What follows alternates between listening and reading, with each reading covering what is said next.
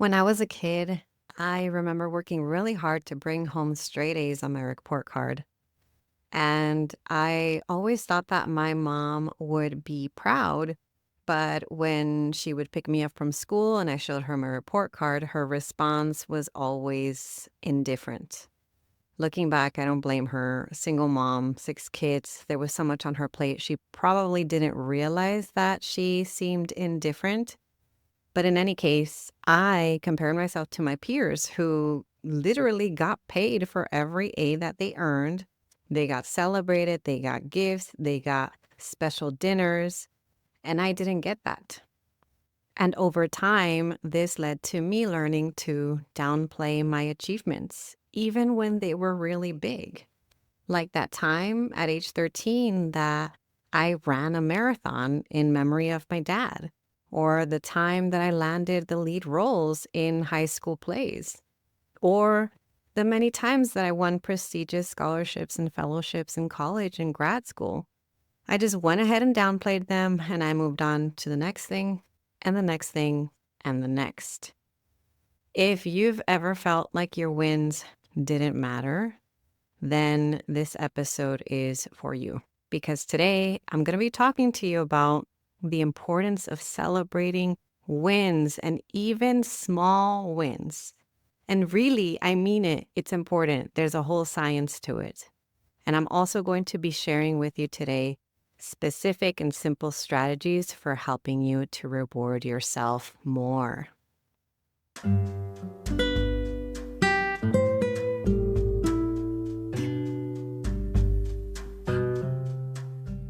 Welcome to the award-winning Grad School Femtoring Podcast, the place for first-gen BIPOCs to listen in on inclusive grad school stories and learn about personal development and productivity tips. This is Doctora Yvette Martinez-Vu, a certified coach, consultant, and author, and I will be serving as your femtor, providing you with insider knowledge to help you reach your personal and professional goals.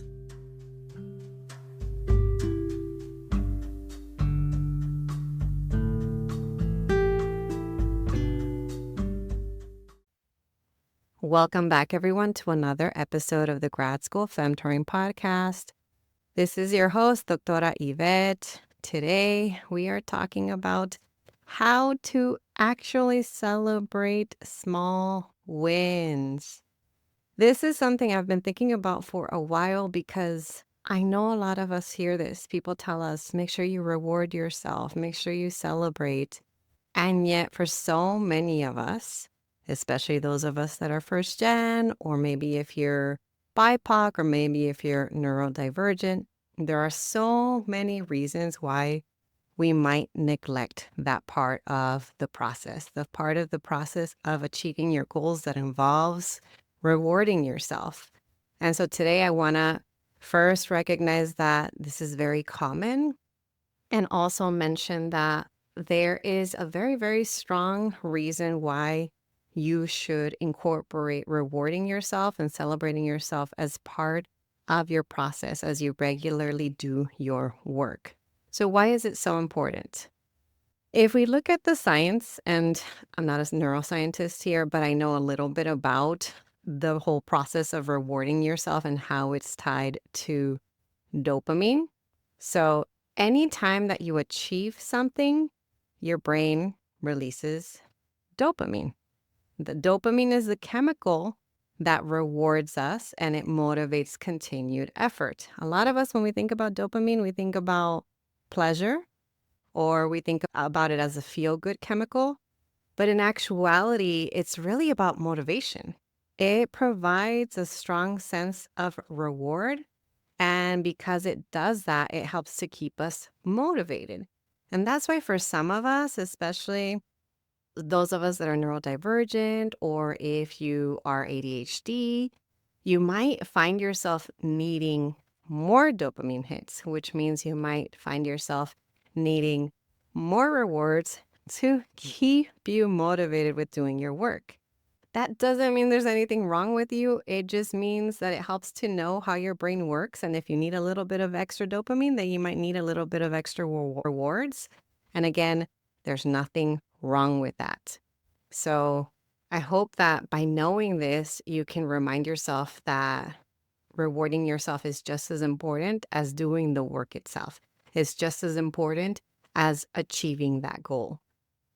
So now that I've shared a little bit more about why it's important, I want to get straight into the strategies because this is the part that I always struggle with when people say, oh, just do this or just do that. I'm always like, but how?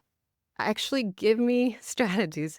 Tell me what to do. And of course, there's no one size fits all approach. I say this all the time, but it helps to have examples that you can then pull from to see what may or may not work for you. So here I'm going to give you 10 different examples, and hopefully you can find one or two that you can implement right away as quickly as today, the day that you're listening to the episode. So what's your first one? I will say that you can reward yourself by writing a self-affirming note. What do I mean by this? Take a Post-it, take a notepad, or even anywhere where you write things down and write down a sentence or two recognizing your accomplishment. Ideally, you want to keep it in a place that's visible so that way you can take a look at it often and remind yourself of the reasons why you're doing a great job. Y- Another variation of this is you could write a bunch of little Post-it notes and then fold them and put them in a jar. I've seen people who do this, and I really like this idea. I have yet to do it for myself, and I probably should. But I keep my affirming notes on a Google Doc that I continuously update because that's just quick and easy for me. So you figure out, is it on a notepad? Is it on Post-its that you put on a wall? Is it on a little papelito that you put in a jar that you take a look at often? Either way, find a way to write yourself affirming notes. Strategy number 2 is to share your win publicly. It doesn't have to be super public. It doesn't have to be on social media if you're not comfortable. It could mean sharing your win with someone you trust, with a loved one, with a friend, with a family member. Maybe you are sending a text message. Maybe you're recording a quick voice note for a friend. Maybe you're mentioning it to a friend briefly as you're meeting up with them. Either way, verbalizing your success helps you to strengthen your connections and to feel validated from others, which again helps us to feel like we are rewarding ourselves or like we have celebrated ourselves. The third strategy is to take a mini break, or you can call it a movement pause. This is a celebration because let's say you have been working on something for a couple of hours and you're finally done with that task and it feels like this big sense of relief that you're finally done. Well, why not celebrate yourself by standing up, by stretching, by dancing to your favorite song? I do that a lot with my daughter because my daughter loves to sing and dance. And so a lot of times when I'm trying to celebrate, I'll just play some of her favorite music or some of my favorite music and I'll dance with her. Or sometimes simply stepping outside to get some fresh air can feel like a reward because you're giving yourself a break. Strategy number 4 is any kind of visual reminder or symbol. And this is actually, I'll give an example. This is a good one for my sticker folks. I know not everybody's into stickers, but my inner child loves stickers and sticker books and sticker rewards. So if that works for you, you can do that. Get yourself the coolest stickers that you could never get when you were a kid. Or maybe it's adding a little star on your calendar, or maybe it's a physical object that you have next to you or something that you physically buy for yourself that is a reminder of, oh yeah, I did a good job, or oh yeah, that's the item I got to celebrate this one moment. So that way, each time you look at it, you're reminded of you doing a good job. If you've ever wished you had a trusted group of peers to move through grad school or career challenges with, this is for you. The Grad Empowerment Coaching Circle is my newest group coaching offer. created for small, self-organized pods of graduate students or professionals who want structured support, accountability, and community as they work toward personal and professional goals. This experience is designed especially for first-gen, BIPOC, neurodivergent, and non-traditional folks navigating big transitions, burnout, or uncertainty. Together, we focus on sustainable productivity, executive functioning skills, and creating systems that work for your life and values, not against them. If you and a few peers are looking for a space to grow, reflect, and take action on your goals with guidance and tools to support you along the way, this circle might be exactly what you need. You can learn more at gradschoolfemtoring.com/coaching or reach out directly to me to explore if this is the right fit for you and your group. Strategy number 5 is giving yourself a mindful moment. This is similar to giving yourself a mini break, but this is much more intentional and much more grounded and can be tied to giving yourself a sense of gratitude. So this can look like pausing for a few minutes, doing some deep breathing, reflecting on your effort, even quietly saying thanks to yourself. This might look like a prayer ritual. This might look like a ritual where you light a candle and then you say that to yourself. Something that feels mindful or ritualistic or spiritual and feels good to you. Strategy number 6 is that treat yourself moment. And a lot of us, this is the first thing that comes to mind when we think about treating ourselves. It doesn't have to be this, but this is the common one, right? This is the one where people say, oh, treat yourself to your favorite beverage, your favorite cup of chai, your favorite coffee, your favorite beverage of choice. It could be that. It could also be treating yourself to some comfort food, any food that feels good to you, that feels familiar, that feels safe. It could also mean literally giving yourself permission to scroll on social media if you've been taking a pause, or giving yourself permission to watch an uplifting video. Again, I have a mixed feeling about social media, so I know that not all of us think of it as a reward.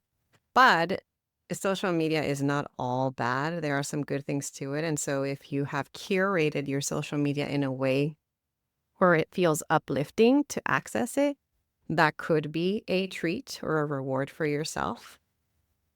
Strategy number 7 is to take a look at and access some affirmation or celebration apps. I am less familiar with this. I don't have any affirmation apps on my phone right now, although I do have an app that I recently started using the last couple of weeks. I think it's called Focus Friend. That's the name of that app. And it's super cute. It's a little bean. And then as you focus more, it rewards you with these socks that it knits. And then you can trade those socks for different things you can purchase for your home. It's so adorable. My little bean is called Frijolito, and it just brings a big smile to my face. So finding an app that works for you, that can help you to log your wins, or that can help you to keep yourself motivated, or that can give you a visual tracker to see your progress, that can be really helpful. Now, strategy number 8 is to create a quick celebration ritual. So this is similar to what I mentioned earlier about that mindful moment, where it could be lighting a candle. I'm mentioning that again because I grew up in a space full of candles. My mom has a botanica, so candles are near and dear to my heart. It could also mean playing a specific song. It could mean clapping for yourself. I know it sounds silly, but if no one else is going to celebrate you, you still get to celebrate yourself. Whatever that thing is, a small ritual that feels good to you that you can do every single time you have this small win, do that. Strategy number 9 is to create your own visual progress board.